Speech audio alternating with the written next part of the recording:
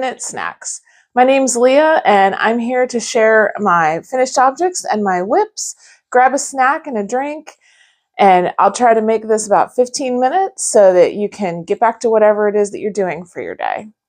So I'm going to start with where I left off the last time, which crazy enough was almost a year ago because life stuff happens and sometimes I did not have time until now because of life stuff. I'm not going to get into that. But first thing I'm going to talk about are my Tana socks because I was so excited to cast those on. So if you don't remember that, go back and look at the last episode. So this is the yarn and this is how far I got. And that's how far I got, and I realized that this yarn is not the right yarn for this pattern. I love this yarn, and I can't wait to use it in another pair of socks, but not for this pattern. So I've got two other yarns that I'm going to try, and I'm hoping that one of them will work. I think they're more suitable for what this pattern calls for.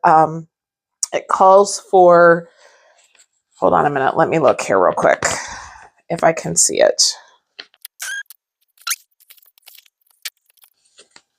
The pattern is like very long because it's a lot of short rows. I will say that.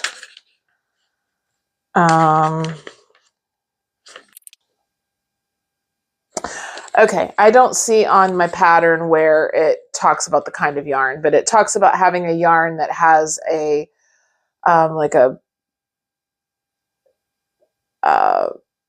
solid section and then a bright section, and I thought this would work, but it's not going to. I have to show you what the yarn looks like that I'm going to pick. I'm hoping to cast these on soon, but when you see my whip pile, you'll understand why I'm waiting. Anyway, so what I will say about this pattern is it is a challenge. I think she lists them actually as challenging socks. It's a lot of short rows. It's something that, like, you can't take this to a movie and knit it. Like, it's not going to happen. It definitely is something that I work on when I don't have a lot of distractions. So I'm excited to try it with different yarn though. So I'm going to chuck that down here because that is something that I need to pull out and then cast on. And this pattern is going to go right down there with that. So next is it's not all socks, I promise, but I have been really focused on knitting socks, and I'll explain that in a minute. But I did not love knitting socks before. And then I found Flexi Flips, or there's another brand. Anyway, Flexi Flips, which, let me pull this. Yeah. So this is a Flexi Flip. And I absolutely love these. This is everything that I hate about double pointed needles fixed. I hate the fact that they don't bend. But this has completely changed my sock knitting game. Completely. It was a chore before. It was annoying. I liked it. I liked the socks, but I didn't love knitting them. Now I absolutely love knitting them as much as I do other stuff. So this is almost all socks. Here's the other side of that. So I started, this is the next pair of socks. I think these were from summer sock camp last year. Oh, here. Hello. Let me put these on there real quick. This is going to be lots of swappy because these are, I have one pair of sock blockers. I only need one. I can't knit them that fast. I try to block, as soon as I get done, I block them. So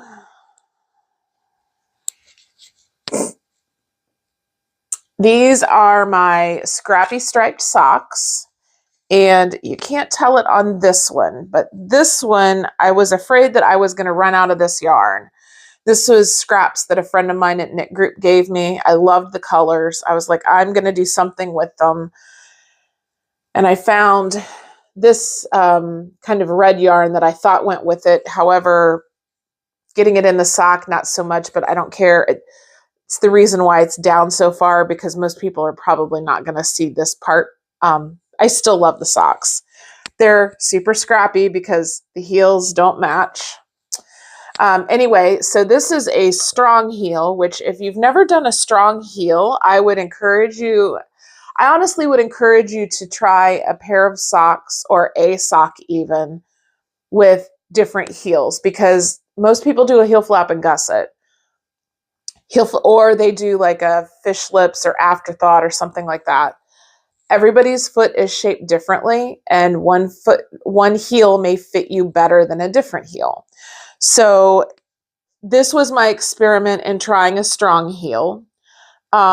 It's interesting because like a heel flap and gusset, you knit a strip of fabric down the back of your heel, and then you pick up stitches, and then you start knitting around and around and around, and you decrease those on the back so that, on the back side of the sock, not the front side, but the back side, so that you then get the same number of stitches that you have on the front side.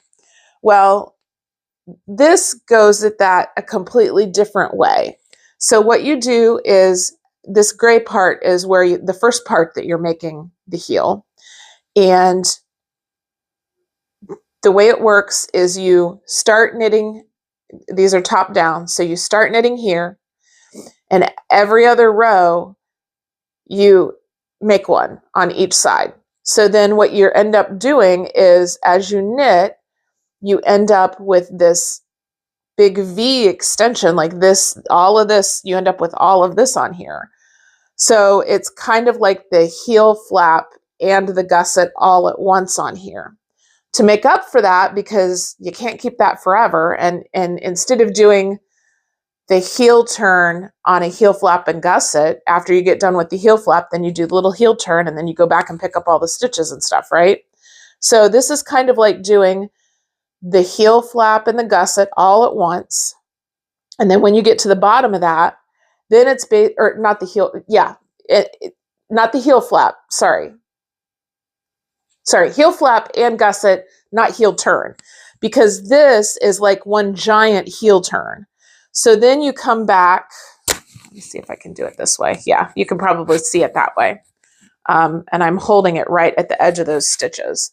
So you come back and you knit basically one giant heel flap. So that's what this is, one giant heel flap down to here. And then after you get done with that giant heel flap, then you just start knitting your sock again. The thing that's really nice about this is that if you have some sort of pattern where you can work the increases in, but you want to keep kind of the continuity down the side of the sock, you can. So if you wanted to, if there were a pattern on this, and include it down through here, and then you get the foot, and then the foot would be plain stockinette, and then you just continue on down. So anyway, I really enjoyed knitting these. It was tons of fun, just because colors were constantly changing. This was a new to me thing, which was a lot of fun. I kind of like this. I like the way it fits too. So that was entertaining.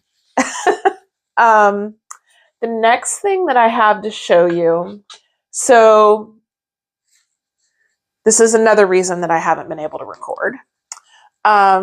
Last July I went to SSK. So that took a chunk out of July, between getting ready and then coming home and I just couldn't. And then in October, my husband and I went to Iceland with my best friend and her husband. And then we met she's from England. So her best friend in England came and met us in Iceland also. And We shared a house, and it was the most amazing vacation. I loved it. It was great because we went out and did stuff separately, but then we did a day trip in a bus one day, all of us together, and saw, I'll say, the touristy things in Iceland. We hiked on an glacier. That was really cool. Saw some amazing waterfalls, went to the black sand beach, which, if you know anything about the black sand beach in Iceland, we didn't get close to the water. We did not want to get swept out to sea. It's a thing. Anyway, so for the trip to Iceland, I try to pack minimalist even when I'm going overseas. We took one checked bag. Everything else was in carry-ons. I don't think that's too bad. That probably sounded horrible. Anyway, so I wanted some sort of wrap, scarf, something or other. My husband and I knew we were going to go out to one nice dinner, which we did. It was an amazing dinner, but I wanted some nice dinner to go on, nice wrap something to go on to this nice dinner. Because again, minimalisty kind of wardrobe. So I knit the Snark-o-meter by Casapinka. And this is, I think it's hold on, right here. I'll tell you in a minute.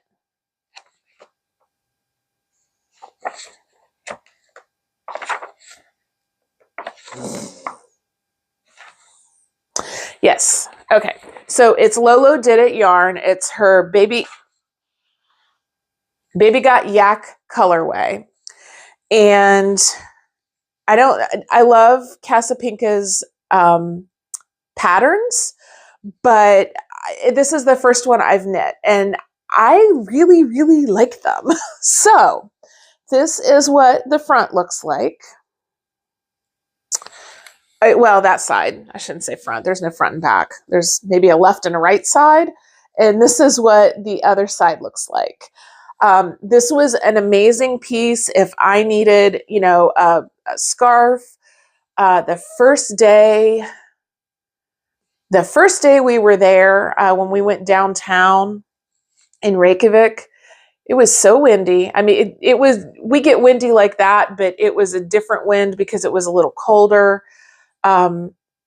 Anyway, I bundled up but this was amazing for that. So it got a lot of good use, and I'm thrilled that I have this now because in the colors, oh my gosh, and it's so soft. Anyway, so strongly, and it's a great size if you just want a wrap. And then I can take it if I wanted, and do like a little shawl pin or something like that up here. And then it's great for that. So anyway, that's my Snark-o-meter.